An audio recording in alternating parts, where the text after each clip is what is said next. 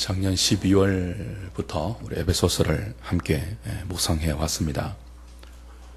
약 4개월가량 에베소서 1장 말씀을 함께 생각을 했는데 오늘 1장을 마무리하는 시간입니다. 여러분과 더불어서 4개월 동안 에베소서 1장을 함께 읽고 묵상하고 생각하면서 드는 두 가지의 생각이 있었습니다. 하나는 감격이고 또 하나는 슬픔입니다. 감격은 하나님이 얼마나 우리를 사랑하시고 또 그 사랑을 입고 사는 것이 얼마나 큰 은혜고 큰 복인지 하늘에 속한 모든 신령한 복을 받은 것이라는 사도의 진술대로 이 복이 우리에게 있다는 것 때문에 감격하지 않을 수가 없고요. 정반대로 슬픔의 감정은 그럼에도 불구하고 그 놀라운 하나님의 사랑에 제대로 반응하지 못하는 우리의 연약함과 우리의 못남 때문입니다. 그리고 이런 우리들 때문에 나름 가슴 아리 하시는 하나님의 사랑의 아픔 때문에 동시에 슬픔이 있는 거겠죠. 오늘 에베소서 1장 마지막 이 본문은 교회를 그리스도의 몸이라고 설명합니다. 하나님의 교회가 어떤 하나님의 능력으로 세워졌고 하나님이 이 교회를 어떤 사랑으로 사랑하시는지 본문을 통해서 마지막으로 사도는 확인시켜 주고 있죠. 하나님은 그리스도를 죽은 자 가운데서 다시 살리신 능력과 만물을 그리스도의 발 아래 복종하게 하신 능력으로 교회를 세우셨습니다. 그리고 그 교회를 그리스도의 몸으로 주셨습니다. 그렇게 해서 세워진 교회는 그리스도에게 어떤 존재입니까? 이미 우리가 지난주에 잠시 살펴보았지만 오늘 마지막 23절은 교회가 그리스도에게 어떤 존재인지를 이렇게 진술했습니다. 교회는 그리스도의 몸이니 그의 몸이니 만물 안에서 만물을 충만케 하시는 자의 충만이니라. 이것은 성경에서 진술되고 있는 교회에 관한 설명 중 가장 놀라운 설명입니다. 교회의 머리 대신 그리스도를 사도는 만물 안에서 만물을 충만케 하시는 분이라고 말씀하고 있죠. 골로새서 1장 19절에 의하면 하나님은 예수님에게 신성의 모든 충만하심을 주셨어요. 하나님이 예수님에게 주신 충만함은, 신성의 충만함은 소모되거나 소진되거나 없어지는 충만함이 아니에요. 영원한 하나님의 충만이죠. 그러므로 신성의 모든 충만함이 계시는 그리스도는 아무것도 없어도 부족함이나 모자람이 없는 분이십니다. 충만의 근원이며 충만 그 자체입니다. 그런데 이런 예수님께서 그의 몸된 교회가 없으면 그의 몸된 교회로 말미암지 않고는 충만할 수 없다. 만족할 수 없다. 기뻐할 수 없다. 그렇게 말씀하고 있는 것이 에베소서 1장의 마지막 진술이죠. 나는 아무것도 없어도 부족함을 느끼지 못하는 충만 그 자체이고 모든 만물을 충만케 하는 충만의 근원이지만 내가 사랑하는 나의 교회, 나의 피로 값을 주고 사온 나의 교회, 나의 성도, 이 사람들이 나를 사랑하는 자리로 나와서 나와 더불어 내가 초대하는 이 사랑의 삶으로 한 걸음 더 진전되지 아니하고 나와 더불어 이 복된 사랑의 생명 가운데 나오지 않는다면 나는 결코 충만할 수가 없다. 나는 견딜 수가 없다. 그렇게 고백하는 것이 에베소서 1장의 마지막 내용입니다. 말씀드린 것처럼 이것은 교회를 향한 주님의 사랑이에요. 하나의 제도도 아니고 하나의 어떤 법칙도 아니고 얼마나 그리스도가 교회를 사랑하시는지를 이 영광스러운 진술에 담아서 에베소서를 읽는 모든 독자들에게 고백으로 주고 있는 거죠. 세상의 모든 것, 우주의 모든 것들이 주님께 다 있습니다. 그 모든 것이 하나님의 소유예요. 그리스도는 모든 만물을 창조하신 분입니다. 우리도 창조하신 분이에요. 그럼에도 불구하고 그 모든 것들의 주인 되신 그리스도가 저와 여러분들의 마음 한 구퉁이에서, 저와 여러분들의 마음에서 스스로 우러나는 하나님을 사랑한다는 이 고백을 받으시고 그 고백에 걸맞는 주를 사랑하는 우리의 삶과 거기에 기인해서 이웃을 사랑하는 우리의 삶으로 당신의 교회가 신부로 나오지 못한다면 세상의 모든 것이 다 그분의 소유라 할지라도 결코 만족할 수 없다는 그런 뜻이죠. 그것이 만물 안에서 만물을 충만케 하시는 자의 충만이라는 교회의 교회됨입니다. 저와 여러분들이 그런 존재예요. 저와 여러분들이 걸어다니는 교회잖아요. 바로 이 교회를 향한 주님의 고백은 우리를 향한 주님의 고백입니다. 이전에 악한 행실로 하나님과 원수되었던 저와 여러분들을 그리스도의 피로 값을 치르고 사온 성도들, 그렇게 해서 성립된 이 땅의 교회, 저와 여러분들은 바로 하나님 앞에 이런 사랑의 대상으로 존재하는 것입니다. 그리스도는 이 높은 하늘의 보좌에서 오늘 이 땅에 발을 딛고 사는 저와 여러분들을 향해서 사도 바울이 선 에베소서를 통해 이렇게 말씀하고 있습니다. 얘들아, 나는 이 세상 모든 것이 다 있어도 온 우주가 나를 향하여 찬송하고 예배한다 할지라도 너희들이 나의 이 마음을 알고 나의 이 마음에 동참되어서 내 사랑 앞에 더 거룩해지고 더 온전해지고 더 흠이 없어지고 더 성숙해지고 그런 나의 신부로 등장해서 나와 사랑의 결혼식을 올리지 않는다면 우주의 왕자인 나는 온 우주를 소유한다 할지라도 너희들이 나의 신부로 등극하지 않는다면, 너희들이 나의 신부다운 단장으로 나와 어울려 사는 이 신부의 삶을 시작하지 않는다면 나는 행복할 수가 없고 충만할 수가 없고 기뻐할 수가 없다고 높은 우주의 보좌에서 이 말씀을 통하여 우리에게 고백하고 있는 것이죠. 주 안에 사랑하는 여러분, 교회의 생명이 여기에 있습니다. 몸이 머리에서 떨어질 수 없는 것처럼 교회와 그리스도는 사랑으로 하나 되어야 합니다. 참된 교회는 그리스도로 충만해야 합니다. 머리이신 그리스도가 몸인 교회 없이는 충만하지 않는다고 고백하는 것처럼 몸된 교회도, 몸된 저와 여러분들도 머리이신 그리스도가 없으면 충만할 수 없다고 고백하면서 살아가야 합니다. 교회의 구석구석에, 성도된 삶의 구석구석에 이 사랑의 고백이 흘러나와야 되죠. 저와 여러분들의 혈관 속에, 저와 여러분들의 정신 속에, 저와 여러분들의 마음 속에, 저와 여러분들의 일거수일투족 속에 그리스도가 가득 차 있어야 합니다. 그리스도 안에 우리로 가득 차 있는 것처럼 우리 안에 그리스도로 가득 차 있어야 됩니다. 충만입니다. 주님이 교회가 없으면 아무것도 부족함이 없는 그리스도가 저와 여러분들의 사랑의 마음이 없으면 견디지 못하는 것처럼 우리도 그리스도가 없으면 모든 것이 있어도 견딜 수 없는 그분과의 사랑에 빠져야 합니다.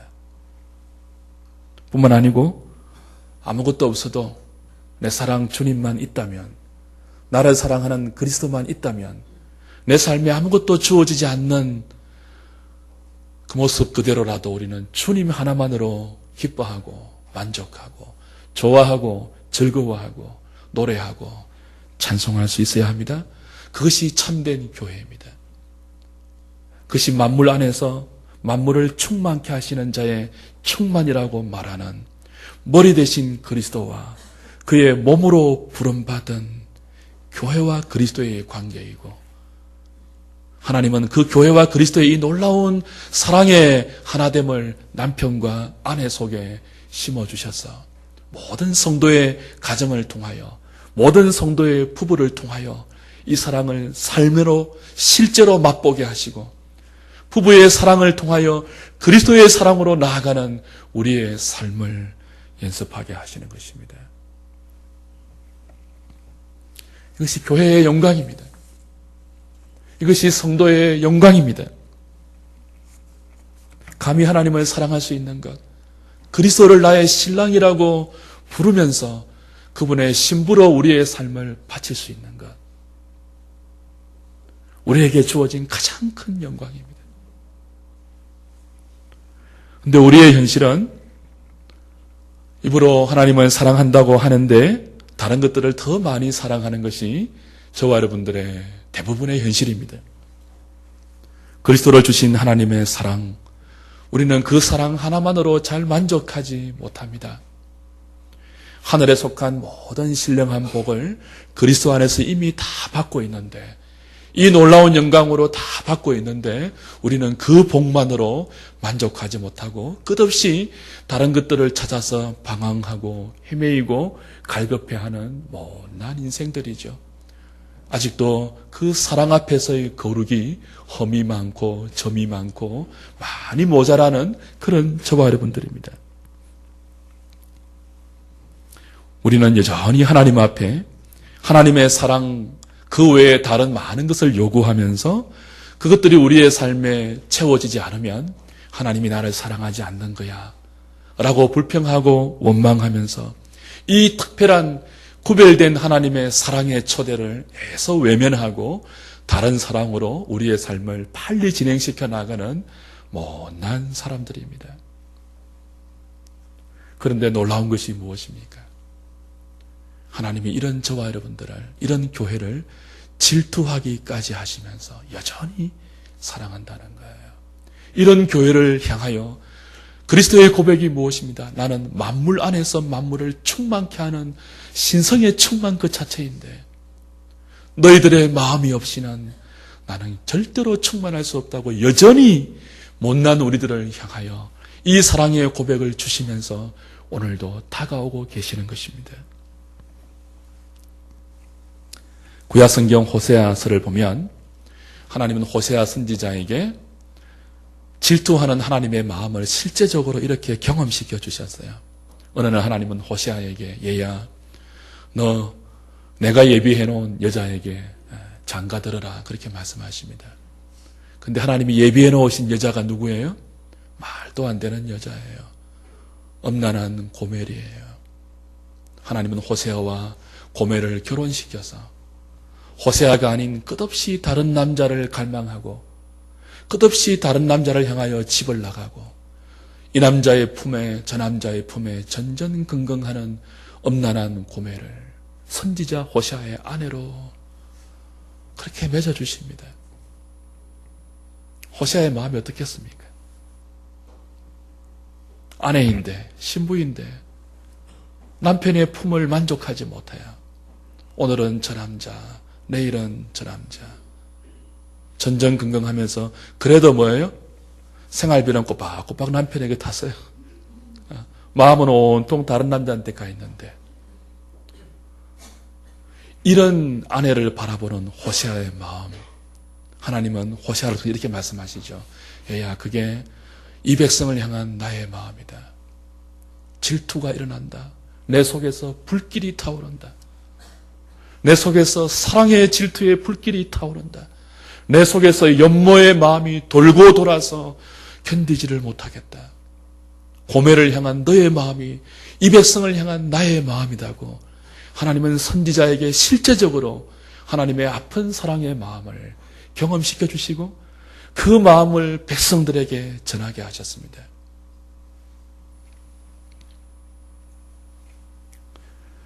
하나님의 마음은 고통이고 당신의 사랑을 받아들이지 못하고 끝없이 다른 사랑을 향하여 질주하는 자기 백성을 향한 아픔입니다. 그래도 포기할 수 없어서 질투하시는 하나님. 그것을 바울은 만물 안에서 만물을 충만케 하시는 분의 충만이 교회이다라고 우리에게 신약에서 또 다른 방식으로 설명하고 있는 거죠. 주 안에 사랑하는 여러분, 얼마나 놀라운 말씀입니까? 얼마나 황송한 말씀입니까? 엄탕한 고멜과 같은 저와 여러분들을 이렇게 사랑하시다뇨. 이런 우리와 어떻게 사랑의 관계로 하나 되기를 하나님이, 그리스도가 그렇게 갈망하시다뇨. 우리가 하나님 앞에 사랑의 대상이 될 만한 자격이나 조건이나 실력이나 마음이 전혀 없음에도 불구하고 어떻게 이게 가능합니까? 감히 하나님과 우리가 동등한 사랑의 대상이, 그 자격이 될 수 있습니까? 레벨이 같지 않잖아요. 그럼에도 불구하고 하나님은 이런 저와 여러분들을 불러서 끊임없이 당신의 신부로 만들어 가시면서 나는 너의 사랑 없이는 절대로 만족할 수 없다고, 충만할 수 없다고, 제발 우리의 마음을 그 사랑에 담아서 반응해 달라고 어제도 오늘도 그리고 영원토록 우리에게 말씀하고 있는 것입니다. 하늘을 두루마리 삼고 바다를 먹물 삼아서 기록한다 하도 다 기록 못하는 것이 이 엄청난 하나님의 사랑입니다. 마음의 눈이 열려서 이 엄청난 하나님의 사랑을 보고 알게 해달라고 사도는 기도하고 있는 거예요. 지혜와 계시의 영을 다시 너에게 주셔서 너희의 마음문이 열리고 밝아져서 이 부르심의 소망을 알고 하나님을 알게 하고 이 사랑의 초대를 위해서 너에게 믿음을 주시고 그 믿음을 위해서 힘의 위력으로 역사하시고 베풀어진 능력의 지극히 크심을 어떠한지를 너희가 깨달아 알기를 원한다. 이 사랑이 너희들에게 약속하고 있는 너희가 장차 받을 기업의 영광의 풍성함이 너희가 하나님의 엄청난 소유가 되는 것임을 너희 마음눈이 밝아져서 알고 그 사랑에 너희의 남은 생애를 반응하며 살아라. 반응하지 못하는 만큼 하나님은 가슴앓이 하시면서 질투하시면서 교회를 이 사랑으로 부르고 있는 것을 사도는 기도하고 있는 것입니다. 아픔 중에서 가장 큰 아픔이 내가 어떤 사람에게 마음을 주고 좋아하는 감정을 주고 사랑을 주었는데 그게 돌아오지 않는 거예요. 끝없이 혼자 마음을 주는 거예요. 그리고 배신을 당하는 거죠. 인생이 살아가면서 경험할 수 있는 아픔이 여러 가지 다양하지 않습니까? 그 중에서 가장 큰 아픔이 사랑의 배신이에요. 사랑의 응답이 없는 그 마음의 고통이죠. 저는 한두 번, 딱 두 번입니다. 비슷한 아픔을 느낀 적이 있어요. 한번 말씀드렸는지 모르겠는데 제 아내를 만나기 전에 대학 3학년에 복학하기 전 저는 어떤 긴머리 여성을 사랑하지는 않고 꽤 괜찮네 호감을 가진 적이 있습니다. 그녀와 저는 혼성 듀엣으로 노래를 하고 다녔습니다. 믿지 못하시겠지만 그랬던 적이 있습니다. 근데 그 자매가 교회를 다니지 않았어요. 성악을 전공했는데 성악으로 나가지 아니하고 유행가를 부르고 싶다고 통기타 치는 저에게 와서 둘이서 노래를 부르고 다녔습니다. 그 여자를 제가 많이 좋아하지는 않았고 열렬한 사랑의 감정에 빠지지도 않았는데 꽤 괜찮았어요. 노래도 잘 부르고 긴 생머리가 바람에 날리는 것이 꽤 매력적이었습니다. 근데 이 여자가 어느 날 제가 소개해준 제 친구와 눈이 맞은 것입니다. 사랑에 빠지지 않았는데 늘 함께 다니면서 노래하던 이 친구가 제가 아닌 다른 사람을 더 좋아하고 사랑하니까 기분이 좋지 않더라고요. 괜히 마음이 섭섭하고 애리애리하더라고요. 그녀가 좋아했던 제 친구는 저보다 키도 작습니다. 저보다 잘생긴 것 같지도 않아요. 그런데 뭔가 매력이 있었던 것 같습니다. 결정적인 매력은 그 친구는 락 그룹 사운드의 리더 기타였다는 것입니다. 이 친구가 가을 축제 때 자신의 공연에 저를 게스트로 초청했습니다. 그래서 제가 이 자매와 더불어서 통기타를 가지고 그룹 사운드 공연 도중에 두 곡을 노래를 부르러 갔습니다. 문제는 이 여자가 노래만 부르고 오지 않고 그 친구가 친 현란한 락 그룹 사운드의 퍼스트 기타 연주 실력에 매료된 것입니다. 그리고는 락에 미쳐버렸어요. 그 남자를 얼마나 따라다니는지. 나중에 들으니까 결혼했다고 합니다. 그때부터 저는 긴 머리 여자를 좋아하지 않습니다. 집사람을 만나서 가장 먼저 한 말이 무엇인 줄 아십니까? 머리 자르세요. 그런데 이 자매가 준 아픔은 제 아내가 제게 준 아픔에 비하면 조족지혈입니다. 아내가 지금 무슨 말을 하는 거지? 내가 언제 아픔을 준 적이 있단 말인가 할지 모르겠지만 지금도 생각만 하면 가슴이 미어지는 기억이 있습니다. 전에 한번 고백을 드린 것 같은데 못 들은 분을 위해서 다시 리바이벌 합니다. 이건 현실이 아니고 꿈에서의 일입니다.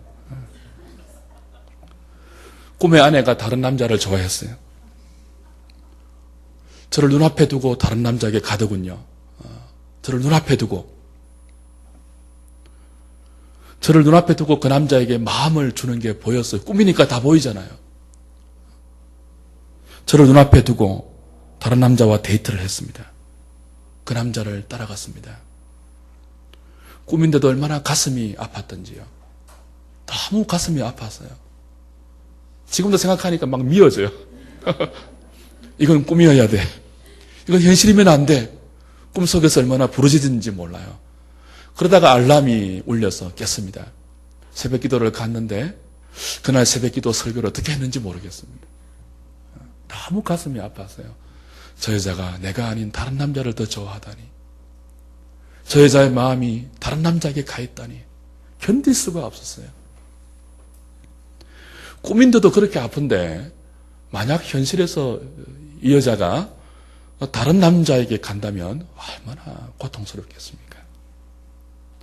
긴머리 자매가 저에게 준 아픔에 비하면 이건 꿈인데도 비교가 안 되는 고통이었습니다.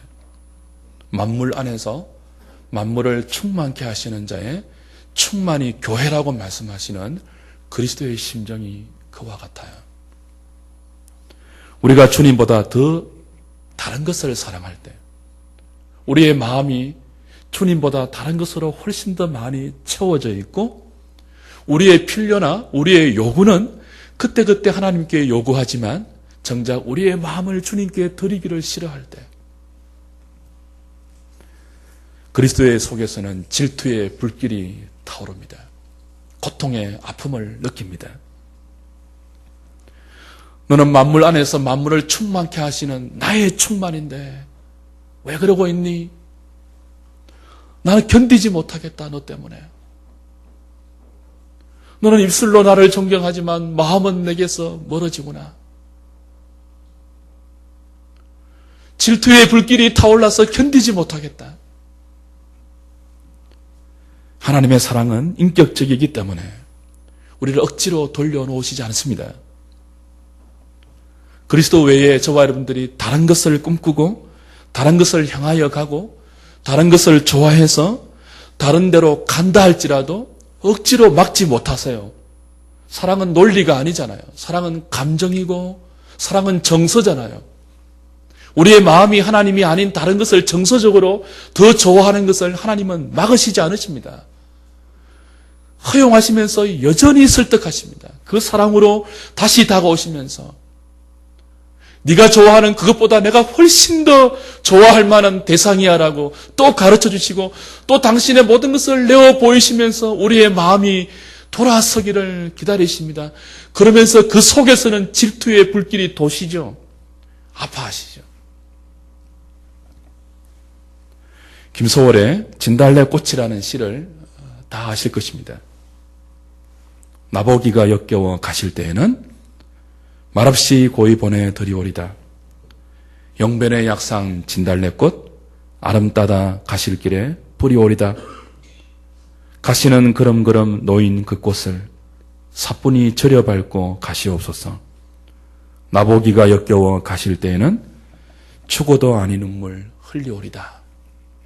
기가 막힌 시입니다. 지독한 사랑을 하는 사람이 배신을 당하죠. 나는 지독하게 그 사람을 사랑합니다. 그 사람이 없으면 못 살 것 같습니다. 그런데 그 사람은 나보기가 역겹답니다. 그래서 떠난답니다. 내가 싫답니다. 어떻게 합니까? 사랑은 강제가 아닌데요. 그래서 보내줍니다.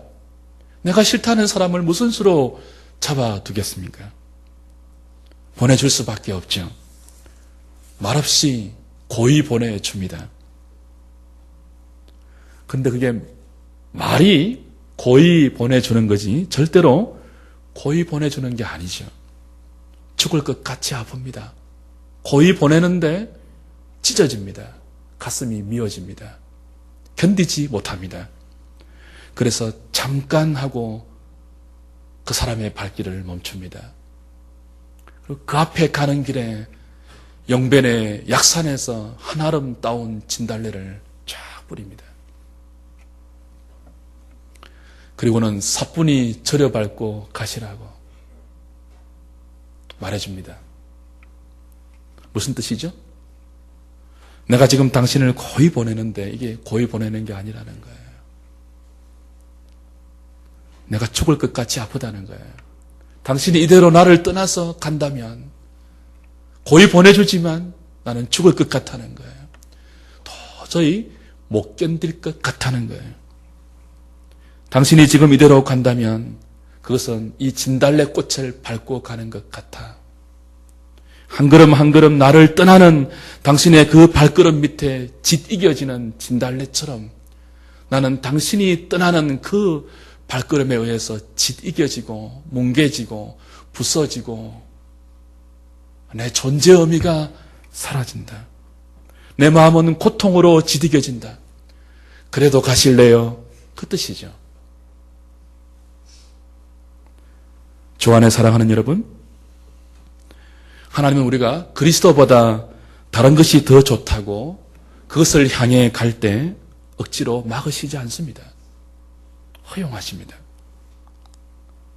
그러나 그때 하나님의 마음은 진달래 꽃을 뿌려주는 시인의 마음과 같습니다.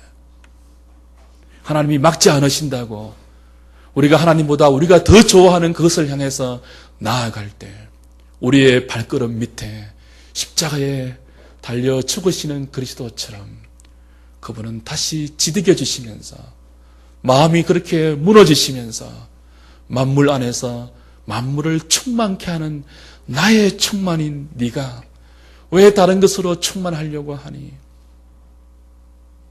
견디지 못한다고 하시면서 이 사랑의 고백을 읊어 놓으시면서 우리에게 고백하시죠. 그래도 가겠니?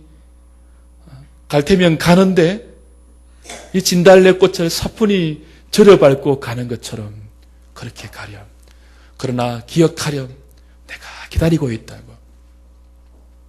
나의 모든 능력과 지혜와 나의 모든 마음을 바쳐서 네 마음이 나에게로 돌아오기를 기다리고 있다고. 그것을 향해서 부지런히 주의 종들을 통하여 말씀을 가르치게 하실 것이고 너의 삶들에 일어나는 모든 일거수일투족을 통하여 나의 마음을 가르쳐 줄 것이고 네가 돌아올 때까지 나의 불타는 마음을 결코 접지 않을 것이라고.